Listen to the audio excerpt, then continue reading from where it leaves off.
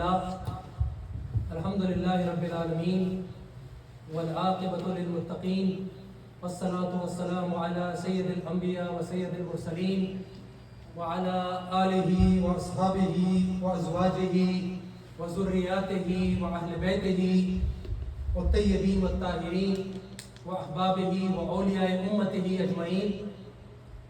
اما بعد فاعوذ باللہ من الشیطان الرجیم. بسم اللہ الرحمن الرحیم. قل لا اسألكم علیہ اجرا الا المودۃ فی القربى. صدق اللہ مولانا العظیم. قال اللہ تعالی فی شان حبیبہ ان اللہ وملائکتہ یصلون علی النبی یا ایھا الذین آمنوا صلوا علیہ وسلموا تسلیما. اللهم صل علی سیدنا و مولانا محمد وعلی آلہ واصحابہ وبارک وسلم. مل کر سرکار کی بارگاہ میں ایک بار دل سے درود کا نذرانہ پیش کرتے ہیں. اللهم صل علی سیدنا و مولانا محمد وعلی آلہ واصحابہ وبارک وسلم. اللهم بلغ محمد وارواح آل محمد منی الف صلاۃ وسلام. صلی اللہ علی النبی الامی وعلیہ صلی اللہ علیہ وسلم. صلاۃ و سلام علیک یا رسول اللہ.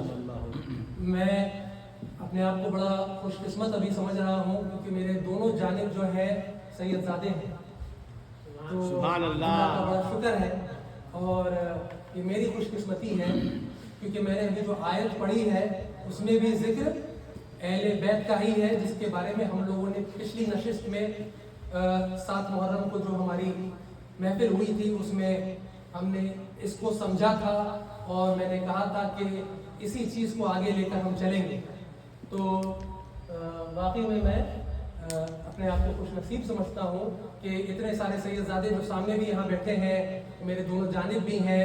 امام حنبل، امام مالک، امام شافعی، امام ابو حنیفہ، سب کا یہ طریقہ ہوتا تھا. واز کرتے رہتے تھے، پڑھاتے رہتے تھے. کہیں سے کوئی سید بچہ بھی سامنے آ جاتا تھا تو اٹھ کر کھڑے ہو جاتے تھے. سبحان اللہ. تو ہم ان کے طریقے پر ہیں. قرآن کریم میں آتا ہے، سورہ کہف کی آیت ہے، المال والبنون زینۃ الحیات الدنیا والباقیات الصالحات خیر عند ربک ثوابا وخیر عملا. یہ مال اور یہ اولاد، المال والبنون زینۃ الحیات الدنیا، یہ مال اور یہ اولاد یہ صرف دنیاوی زینت ہے اور در حقیقت جو کام آنے والی چیز ہے وہ تمہارے اعمال ہیں، تمہاری نیکیاں ہیں اور یہ باقی رہ جانے والی چیز ہے. مال اور اولاد در حقیقت ہمارے لیے آزمائش ہے اس دنیا میں. اور پھر قرآن پاک کے اندر آتا ہے الم یعلم بان اللہ یرا. کیا تم نہیں جانتے کہ اللہ دیکھ رہا ہے؟ کیا تمہیں نہیں معلوم کہ وہ دیکھ رہا ہے؟ کیا ہم اتنے غافل ہو گئے ہیں کہ ہمیں اس بات کا احساس نہیں ہے کہ وہ دیکھ رہا ہے؟ پھر قرآن کریم میں آتا ہے الہاکم التکاثر حتی زرتم المقابر کلا سوف تعلمون ثم کلا سوف تعلمون. اس دنیا کو پانے کی، اس دنیا کو اور مال کو اور اس دنیا کی آرائشوں کو پانے کی ہوس نے ہمیں اس قدر غافل کر دیا ہے کہ ہم اپنی قبروں تک جا پہنچے ہیں. الہاکم التکاثر حتی زرتم المقابر. اس دنیا کو پانے کی ہوس نے ہمیں اس حد تک غافل کر دیا ہے کہ ہم اپنی قبروں تک جا پہنچے اور ہمیں احساس نہیں ہو رہا ہے اس بات کا. تو یہ ہمارے لیے سبق ہے. اللہ تعالیٰ ہمیں حقیقتاً جس چیز کے لیے بھیجا گیا ہے وہ سمجھیں اور دین پر استقامت عطا فرمائے، نماز کا پابند بنائے اور ہر وہ نیک عمل ہم کریں تاکہ ہماری آخرت بخیر ہو جائے. اور کیونکہ ذکر اہل بیت بھی آگے ہوگا، محرم شریف جو ہے، محرم کا مہینہ جو ہے ابھی ختم ہی ہوا ہے. امام حسین نے کربلا میں جب وہ تھے تو انہوں نے خط لکھا اپنے بھائی محمد بن حنفیہ کو جو اس وقت وہاں موجود نہیں تھے، اور اس خط میں صرف ایک جملہ لکھا یا 2 جملہ لکھا. اس کے اندر لکھا کہ دنیا ہے ہی نہیں، صرف آخرت ہی ہے. صرف یہ جملہ نہیں. امام حسین، ان سے بڑا کون فقیہ ہوگا، ان سے بڑا کون عالم ہوگا؟ امام حسن امام حسین جنت کے سردار ہیں، کائنات کے سردار ہیں. کیا فرمایا؟ دنیا ہے ہی نہیں، صرف آخرت ہی ہے. در حقیقت یہ حصہ ہے جو دنیا ہے، یہ آخرت کا ہی حصہ ہے. اب اس کی تشریح بہت زیادہ بھاری ہے، ابھی ہم اس پر نہیں جائیں گے، پر بس میرے ذہن میں یہ بات آ گئی تو میں نے آپ کے سامنے رکھ دی. اتنی بڑی بات کہ دنیا ہے ہی نہیں اور ہم دنیا میں ہی اتنے پیوست ہیں. اللہ تعالیٰ ہماری حفاظت فرمائے اور ہمارے دلوں میں دنیا نہ بسنے پائے. حدیث پاک کے اندر آتا ہے، حضور نے فرمایا، متواتر حدیث ہے، کہ میں تمہارے بیچ تم میں 2 بھاری چیزیں چھوڑ رہا ہوں، اور وہ کیا ہے؟ کتاب اللہ و عترتہ، کتاب اللہ قرآن اور میری اہل بیت. اگر تم اس کی رسی کو، ان دونوں کو تھامے رکھو گے تو کامیاب رہو گے، غافل نہیں ہوگے، کبھی گمراہ نہیں ہوگے. میں تمہارے بیچ قرآن اور میری اہل بیت. لوگ اکثر کہتے ہیں قرآن و سنت، قرآن و سنت، قرآن و سنت. یہ حدیث، اس حدیث کے یہ بھی ہے، قرآن اور سنت ہے، لیکن اس حدیث سے مقابلہ نہیں ہے. اس حدیث کی سند، اس حدیث کی صحت، اس حدیث سے وہ درجہ اونچی ہے. ذمہ داری سے بتا رہا ہوں کہ میں تمہارے بیچ قرآن اور اہل بیت چھوڑ کے جا رہا ہوں. اس کو پکڑ کے رکھو، اس کی رسی کو تھامے رکھو گے تو کبھی گمراہ نہیں ہوگے. اور میرے بعد میری اہل بیت کا لحاظ رکھنا. Treat them well. This was a direct instruction. کس کو بتا رہے تھے؟ صحابہ تھے نا، صحابہ کو، ظاہر بات ہے پھر امت کے لیے، ہمارے لیے. Treat them well. اہل بیت کا ایک مقام ہے اور ان کی محبت ایمان کا حصہ ہے. تو اللہ پاک ہمارے سینوں میں قرآن کی محبت اور اہل بیت کی محبت بھی دونوں کو رکھے. ایک رہا دوسرا نہیں رہا، کام نہیں چلے. ایک رہا اور دوسرا چھوٹ گیا تو فیل، پاس نہیں ہوگا، معاملہ اٹک جائے گا. دونوں ایکولی امپورٹنٹ ہے. ایک اور اہم حدیث ہے جو میں آپ کے سامنے رکھوں گا، اس کا مفہوم. حدیث بہت طویل ہے، اس کا آخری حصہ ہے. واقعہ کچھ ایسا ہوا تھا کہ حضرت عباس نے حضور سے فرمایا کہ ہم آپ کے گھر والے، ہم اہل بیت، جب بھی کئی بار کسی محفل میں جاتے ہیں یا کسی جگہ گزرتے ہیں، ایسا ہوتا ہے کئی بار کہ بہت سارے لوگ بات کر رہے ہوتے ہیں اور پھر وہ چپ ہو جاتے ہیں ہمیں دیکھ کر. آپ لوگوں نے بھی اور ہم نے بھی ایکسپیرینس کیا ہے that if you go somewhere and you see that there are people talking, and then if you enter that room and they stop talking and they become quiet, then obviously you understand that they are probably talking about you. ایسا ہوتا ہے نا بھائی، ہم کہیں گئے، سب کوئی بات کر رہا ہے، اچانک سے چپ ہو گیا، آپ کو احساس ہو جاتا ہے کہ بھائی یہ تو میرے بارے میں بات کر رہا ہوگا. ظاہر بات ہے کچھ پازیٹیو تو کر نہیں رہا تھا جو میرے سامنے بھی کرتا، کچھ نیگیٹو ہی کر رہا ہوگا. تو حضور سے یہ شکایت کیا اور فرمایا کہ ایسا ہوتا ہے حضور. تو ایسا کیوں ہوتا ہے؟ حضور غضبناک ہو گئے صلی اللہ علیہ وآلہ وسلم. جب بھی حضور کا نام آئے آپ لوگ ذرا زور سے صلی اللہ علیہ وآلہ وسلم بول دیجیے گا تو مجھے لگے گا سب کوئی جاگا ہوا. ٹھیک ہے؟ تو حضور صلی اللہ علیہ وآلہ وسلم، حضور نے فرمایا جو شخص میرا نام آئے اور مجھ پر درود و سلام اور میری آل پر درود و سلام نہ بھیجے وہ بخیل ہے. تو حضور نے فرمایا کہ حضور غضبناک ہو گئے، حضور غصہ ہو گئے. حضور صلی اللہ علیہ وآلہ وسلم was upset at this. انہوں نے فرمایا کہ اگر کوئی شخص مقام ابراہیم اور رکن یمان کے درمیان ہو، روزے کی حالت میں ہو، صلاۃ کی حالت میں ہو، نماز کی حالت میں ہو، سجدے کی حالت میں ہو، مقام ابراہیم اور رکن یمان کے درمیان ہو، کعبۃ اللہ کے سامنے ہو، روزے کی حالت میں ہو، نماز کی حالت میں ہو، سجدے کی حالت میں ہو، اسی حالت میں پوری زندگی گزار دے، 70 سال اپنی، 80 سال، اور اگر اس کے دل میں حضور یا حضور کی آل میں سے کسی کے لیے بھی اتنا سا بھی میل ہو، اتنا سا بھی بغض ہو، کسی قسم کا میل و کچیل ہو، اس کا ٹھکانہ نار ہوگا، اس کی ساری عبادتیں اس کے منہ پہ مار دی جائیں گی اور اس کا ٹھکانہ جہنم ہوگا۔ یہ اہل بیت کا مقام ہے، یہ اہل رسول کا مقام ہے۔ آپ سبوں نے سنا ہے، لیکن ہم اس لیے اس کا ذکر کرتے ہیں کیونکہ یہ تاکید ہے ہمارے لیے، تو ہمیں اس بات کا ہمیشہ جو ہے وہ لحاظ رکھنا ہے۔ اللہ تعالیٰ ہمارے سینوں میں حضور اور حضور کے اہل بیت کی صلی اللہ علیہ وسلم ہمیشہ ہمارے سینوں میں قائم و دائم رکھے، کیونکہ یہ ایمان کا حصہ ہے۔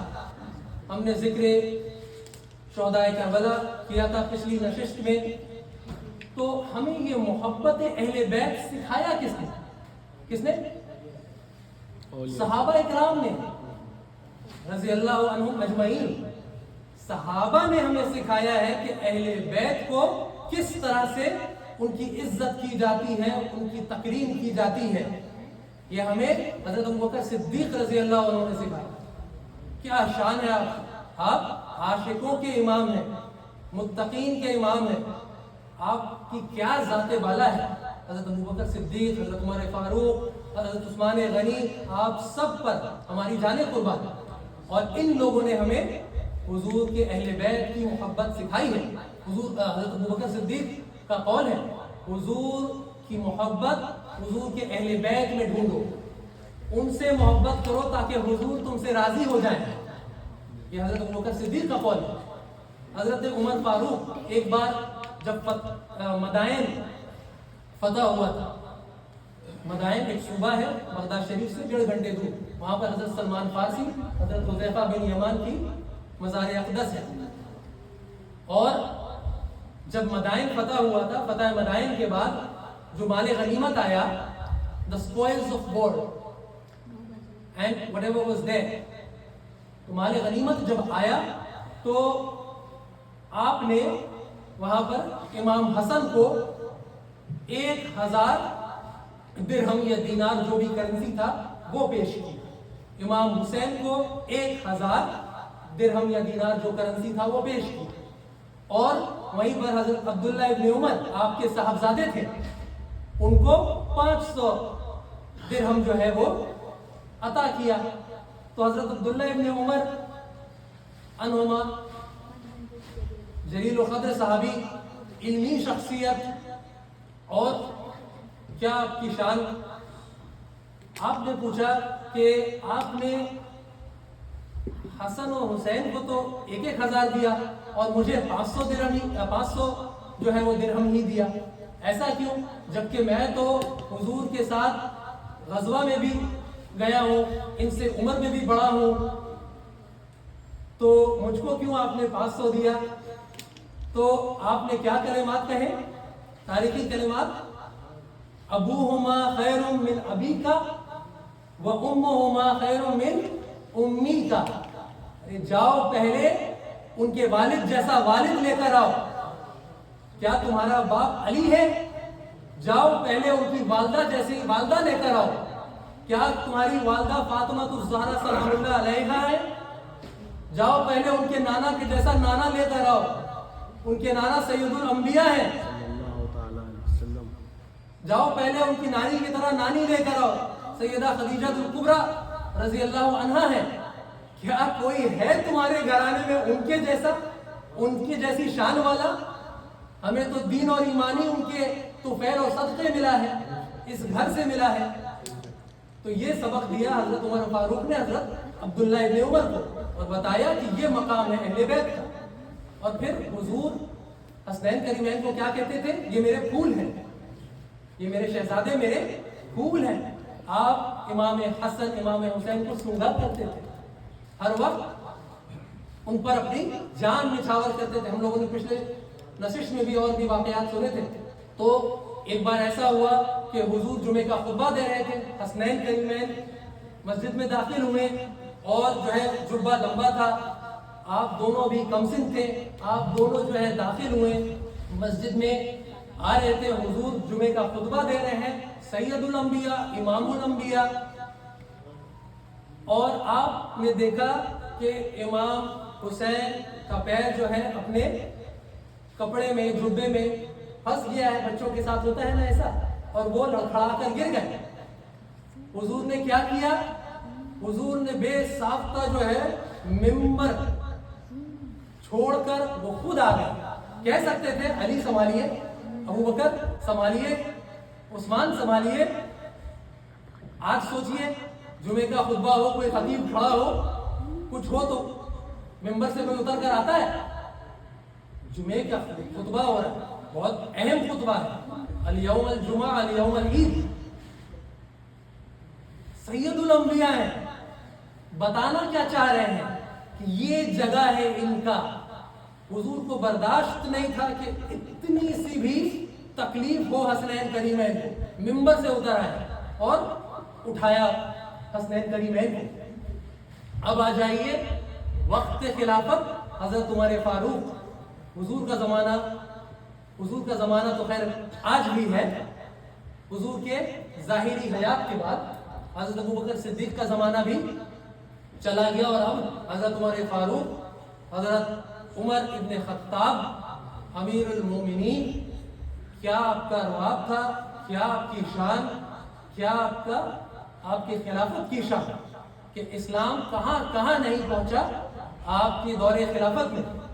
حضرت عمر فاروق اب خلیفہ ہیں, جمعہ کا خطبہ دے رہے ہیں.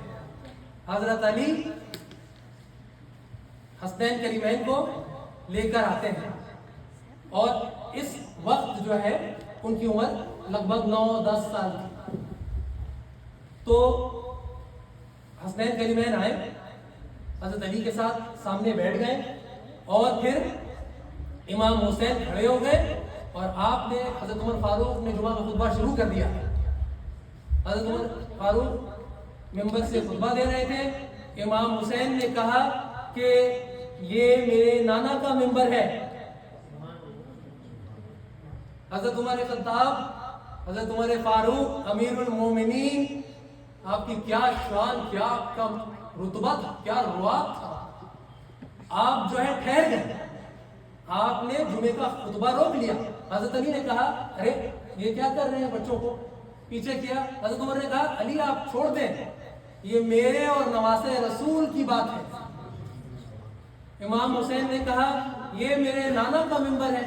بچے معصومیت میں اسی طرح بات کرتے ہیں, یہ میرے نانا کا ممبر ہے, یہاں پر سے اتر جائیں گے. حضرت عمر فاروق ممبر سے اتر گئے, جمعہ کا خطبہ روک دیا, اور کہا کہ یہ میرے نانا کا ممبر ہے, آپ اپنے نانا کے ممبر پہ جائیے. حضرت عمر فاروق نے کہا میرے نانا کا تو کوئی ممبر ہی نہیں ہے. حضرت امام حسین رضی اللہ عنہ علیہ السلام, آپ نے کہا اچھا آپ کے نانا کا کوئی ممبر نہیں ہے, ٹھیک ہے پھر آپ چلے جائیے. تو حضرت عمر فاروق رضی اللہ عنہ واپس ممبر پر چلے گئے, اور آپ نے فرمایا کہ میں عمر ابن خطاب, میں یہاں اس جگہ پر نہیں آیا, مجھے ابو بکر نے اس جگہ پر لایا. میں یہاں کھڑا تھا, حسین نے مجھے یہاں سے اتار دیا, میں اتر گیا. اب حسین نے مجھے یہاں کھڑا کیا ہے کوئی جو اب مجھے یہاں سے اتارے. تو آپ نے تکریم کی, آپ نے حسنین کریمین کی, امام حسین کی تکریم کی, کیونکہ ان کو معلوم تھا کہ حضرت عمر فاروق خود بھی اسی جنت میں جائیں گے جس جنت کے سردار حسنین کریمین ہیں. سبحان اللہ, ہے نا. تو ان کو پتا تھا, اور یہ نہیں تھا, روایتوں میں آتا ہے اس جگہ اور دوسرے جگہ بھی حضرت عمر فاروق نے اپنا امامہ شریف اتار دیا اور کہا کہ عمر کے سر پہ یہ جو امامہ ہے، عمر کے سر پہ یہ جو بال ہے، یہ آپ کے نانا کا دیا ہوا ہے، یہ آپ کے بابا کا دیا ہوا ہے، ورنہ میں تو کچھ بھی نہ تھا۔ تو انہوں نے ہمیں سکھایا ہے کہ اہل بیت کی محبت کیا ہے، اس کا ذکر کم ہوتا ہے، ہونا چاہیے، بہت اہم ہے، یہ ایمان کا حصہ ہے۔ ہم آخر الزمان میں داخل ہیں، اگر ہم اس حق کو نہیں سمجھیں گے، اس حق کو ادا نہیں کریں گے تو معاملہ مشکل ہو سکتا ہے۔ اللہ تعالیٰ ہمیں ان کی تقریم اور محبت کرنے کی توفیق عطا فرمائے۔ حضور اکرم صلی اللہ علیہ وآلہ وسلم سے ایک بار درود شریف پڑھ لیجیے۔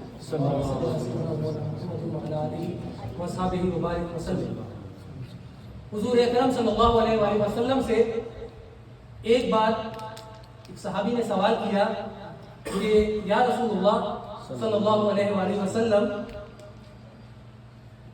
سب سے زیادہ آزمائش میں مبتلا کون ہوتا ہے؟ اسی طرح سے حضرت علی کرم اللہ وجہ کریم ورضی اللہ عنہ علیہ السلام سے بھی ایک بار کسی نے سوال کیا کہ سب سے زیادہ آزمائش میں مبتلا کون ہوتا ہے؟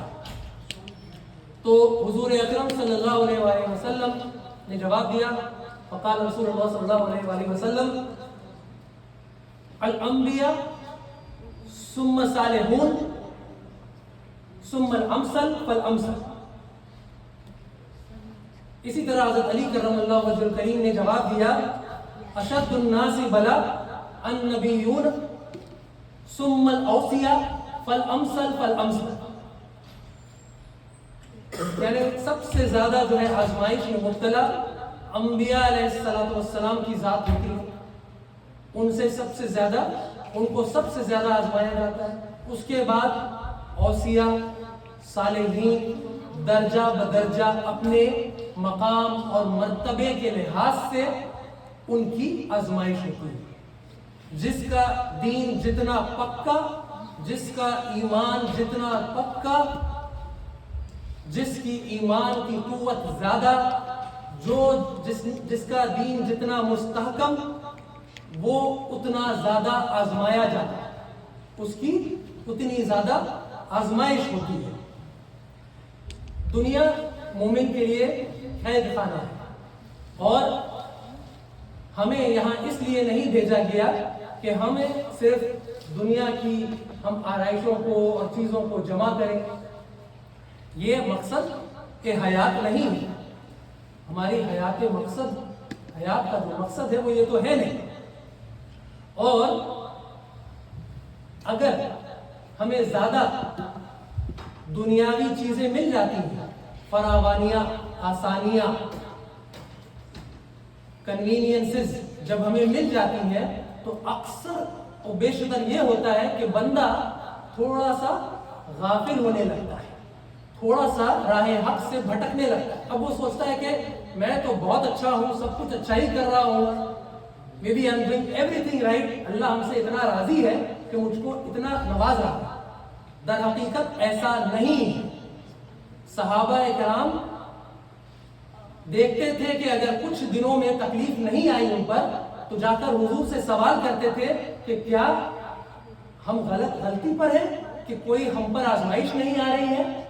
اگر ان پر آزمائش نہیں آتی تھی، تکلیف نہیں آتی تھی تو وہ پریشان ہو جاتے تھے۔ ہمارا حال دوسرا ہے، ہم سمجھتے ہیں ہم بہت اچھے ہیں اسی لیے ہم پر پریشانی نہیں آ رہی، لیکن جب یہ آسانیاں اور فراوانیاں اور کنوینئنسز ہمیں لائف میں مل جاتی ہیں تو اکثر ہم تھوڑا سا بھٹک جاتے ہیں، غافل ہو جاتے ہیں، یہ ہوتا ہے نا۔ اور پھر کیا ہوتا ہے؟ ڈس اوبیڈینس، نیگلیجنس، یہ ہماری زندگی میں شامل حال ہو جاتا ہے۔ بلائیں جو آسمان سے اترتی ہیں، پریشانیاں جو آتی ہیں، وہ ایسے آتی ہیں جس طرح سے آسمان سے بارش زمین پر گرتی ہے، ٹھیک ہے؟ تو اللہ تعالیٰ جب ہمیں ایسی آزمائشوں میں ڈالتا ہے تو اس کے پیچھے وجہ یہ ہوتی ہے کہ ہم راہ حق پر آ جائیں، ہم حق کو سمجھ لیں اور راہ حق پر آ جائیں۔ حکیم امت علامہ اقبال رحمۃ اللہ تعالیٰ علیہ، آپ نے ایک بار فرمایا کہ حضرت علی کے بارے میں آپ نے فرمایا کہ حضرت علی وہ ہیں جنہوں نے اپنے نفس کے گھوڑے کو، اپنے نفس کے گھوڑے پر اطاعت الہی کی زین ڈال لی، اس قدر اپنے نفس پر قابو پا لیا ہے کہ آپ کی حکومت پوری کائنات پر ہو گئی۔ آپ کا زہد و تقوی تو مشہور ہے، علامہ اقبال نے کیا فرمایا کہ آپ نے اپنے نفس پر اس قدر قابو پا لیا کہ ہر چیز پر آپ کو کامل اختیار حاصل ہو گیا، اور آپ نے اپنی سلطنت وجود پر کامل طرح سے آپ کا اختیار کیا، اپنی نفس پر پورا اختیار۔ تو حضرت علی کا یہ مقام ہے کہ ہر سمت علی کا ذکر ہے، ہر سمت علی کی دھوم ہے، مسجد میں بھی علی، منبر پہ بھی علی، خیبر میں بھی علی، خندق میں بھی علی، بدر و حنین میں بھی علی، جنت میں بھی علی، کوثر پہ بھی علی، کعبہ گواہ ہے دوش پیمبر پہ بھی علی، ہجرت کی شب بستر رسول پہ بھی علی، ہجرت کی شب بستر رسول پہ بھی علی، ہر جا علی ملیں گے نہ دامن بچائیے، بچنا علی سے ہے تو جہنم میں جائیے۔ ان کی محبت ایمان کا حصہ ہے۔ شاعر اصل میں یہی بات کو ظاہر کرنا چاہ رہا ہے کہ ان کی محبت، ان کا مقام بہت بلند و بالا ہے۔ اور حضرت علی کا ذکر اس لیے کر رہے ہیں کیونکہ ہم نے تو امام حسین کا ذکر کیا تھا نا کہ یہ کربلا کے لیے تیار کیسے ہوئے، یہ فرزند کن کے ہیں، یہ مولا کائنات اور سیدہ پاک کے فرزند۔ اور حضرت علی کے بارے میں حدیث پاک میں کیا آتا ہے، علی منی وانا من علی، اور اتنا ہی نہیں، ولا یعدی انی الا علی۔ کیا معنی ہے اس کے کہ علی مجھ سے ہے، میں علی سے ہوں، یہ تو ہے ہی معروف ہے، ہم سب جانتے ہیں۔ پھر فرمایا حضور نے کہ nobody can give on my behalf except علی، اگر کسی کو کوئی دے سکتا ہے کچھ میری جگہ تو وہ علی دے سکتے ہیں۔ بڑی مشہور حدیث شریف ہے جس میں حضور کے ظاہری حیات کے بعد، مثال کے بعد، ایک بار ایک عربی آیا تھا اور اس نے کہا تھا، حضور نے کہا تھا کہ جب میں آؤں گا تو مجھے وہ اپنے ہاتھ سے ایک موٹی کھجور دیں گے۔ تو حضرت ابوبکر صدیق نے فوراً حضرت علی کو بلایا اور کہا کہ آپ ان کو جو ہے ایک موٹی کھجور دے دیں۔ تو حضرت علی نے کھجور ایک موٹی اٹھایا، اور پھر حضرت ابوبکر صدیق بیان کرتے ہیں کہ آپ کا ہاتھ ایسا تھا جیسے مصطفیٰ کا ہاتھ تھا، اور پھر فرمایا کہ آپ کے ہاتھوں میں کھجور بھی اتنی ہی آئی جتنا حضور کے ہاتھوں میں آتی تھی۔ ٹھیک ہے، تو یہ حدیث یہاں بیان ہو رہا ہے، علی منی وانا من علی ولا یعدی انی الا علی۔ پھر فرمایا کہ فاطمہ بدۃ منی، فاطمہ میرے جگر کا ٹکڑا ہے، میرے گوشت کا ٹکڑا ہے، لیکن ساتھ ساتھ یہاں پر یاد کیجئے قرآن میں کیا آیا ہے، وَأَنفُسَنَا وَأَنفُسَكُمْ۔ حضرت علی کے بارے میں یہاں آیا ہے یہ نفس رسول ہیں، فاطمہ میرے جگر کا، میرے گوشت کا ٹکڑا ہے، لیکن حضرت علی نفس رسول ہیں۔ اور پھر انا مدینۃ العلم وعلی بابھا، کون نہیں جانتا ہے کوئی کائنات میں علی جیسا عالم، جس کو جو ملتا ہے علم کا حصہ ان کی چوکھٹ سے ملتا ہے۔ ورنہ میں یہ کہتا ہوں، ہر جگہ کہتا ہوں کہ آج کل کا جو علم ہے وہ خشک علم ہے، خشک علم ہے لوگوں کے پاس۔ علم اسی کو ملتا ہے جو اہل بیت کی چوکھٹ سے لیتے ہیں، وہی علم کے وارث ہیں، اور علم وہیں سے جو عطا ہوتا ہے تو ہم اس چشمے سے لیتے ہیں، خاص کر کے اہل طریقت الصوفیہ اسی چشمے سے لیتے ہیں۔ اور پھر حضور نے ان پانچوں کو، ان چاروں کو اپنے سامنے، یعنی علی و فاطمہ و حسن و حسین، ان کو سامنے کھڑا کر کے حضور نے کیا فرمایا، انا سلم لمن سالم، انا سلم لمن سالمتم، انا حرب لمن حاربتم، یعنی جن سے آپ چار راضی ہیں، حضرت علی، حضرت سیدہ فاطمہ الزہرا سلام اللہ علیہ اور حسنین کریمین، جن سے آپ جو ہیں وہ راضی ہیں ان سے میں بھی راضی ہوں، اور جن سے آپ ناراض ہیں میں ان سے جنگ کی حالت میں ہوں. پریزنٹ کنٹینیوس ٹینس کا یہاں پر جو ہے استعمال ہوا ہے. یہاں پر آپ جن سے راضی ہیں ان سے میں راضی ہوں، اور آپ جن سے ناراض ہیں میں ان سے جنگ کی حالت میں ہوں. انشاءاللہ مغرب کی نماز کے بعد جو ہے پروگرام کنٹینیو رہے گا. سب راضی ہیں نا؟ اور آدھا گھنٹہ دیر سے شروع بھی ہوا. چلیے آج اذان آپ شریف پڑھیں. صلی اللہ علیہ نبی وآلہ صلی اللہ علیہ وسلم. صلاۃ و سلام علیک یا رسول اللہ. اللہم بلغ محمد و آل محمد منی الف صلاۃ و سلام. تو الحمدللہ ہم ذات مولا کائنات، مولا مشکل کشا، شیر خدا، تاجدار حل عطا حضرت علی کرم اللہ وجہ الکریم ورضی اللہ عنہ علیہ السلام کا ذکر کر رہے تھے، اور مجھے یقین ہے کہ آپ کا دل جو ہے وہ جوش مار رہا ہوگا، کیونکہ حضرت علی کی محبت حضور نے فرمایا عین ایمان ہے. اور صحابہ مدینے کی گلیوں میں یہ صدائیں دیتے تھے کہ اپنے بچوں کی تربیت علی ابن ابی طالب کی محبت سے کیا کرو. صحابہ اکرام مدینے کی گلیوں میں یہ صدائیں دیتے تھے کہ اپنے بچوں کی تربیت علی ابن ابی طالب کی محبت سے کیا کرو، کیونکہ جب ان کی محبت ہوگی تو ایمان اعلیٰ درجے کا ہوگا. جن کی اہل بیت سے اور آل نبی اولاد علی سے محبت ہوگی، جتنی زیادہ ہوگی اس کا ایمان اتنا درجہ کمال پر ہوگا. اور حضور نے فرما دیا لا یحبک الا مؤمن ولا یبغضک الا منافق. کوئی محبت نہیں کرے گا حضرت علی سے سوائے مومن کے، اور کوئی بغض نہیں رکھے گا مولا کائنات حضرت علی کرم اللہ وجہ سوائے منافق کے. اور بہت گہری بات ہے، حدیث شریف ہے، بیان کر دے رہا ہوں، تمام کتابوں میں درج ہے. اعلیٰ حضرت نے بھی فتاوی رضیہ میں ڈالا ہے کہ 3 لوگ ہوں گے ایسے جو اہل بیت سے ان کا کوئی واسطہ نہیں ہوگا، ان کے دل میں اہل بیت کے لیے بغض ہوگا، ان کے دل میں اہل بیت کے لیے میل ہوگا. کون ہوں گے وہ لوگ؟ ایک نمبر 1 یا تو وہ منافق ہوگا، ایک یا تو وہ منافق ہوگا، یا تو وہ ولد الزنا ہوگا، یا تو وہ ولد الزنا ہوگا. تیسرا وہ جو اس کا وہ وجود میں تب آیا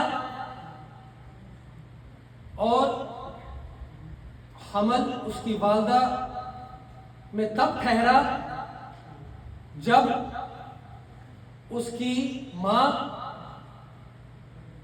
ناپاکی اور حیض کی حالت میں تھی. تو یہ 3 ایسے ہوں گے جن کو اہل بیت سے کوئی واسطہ نہیں ہوگا، یہ اہل بیت سے کوسوں دور ہوں گے.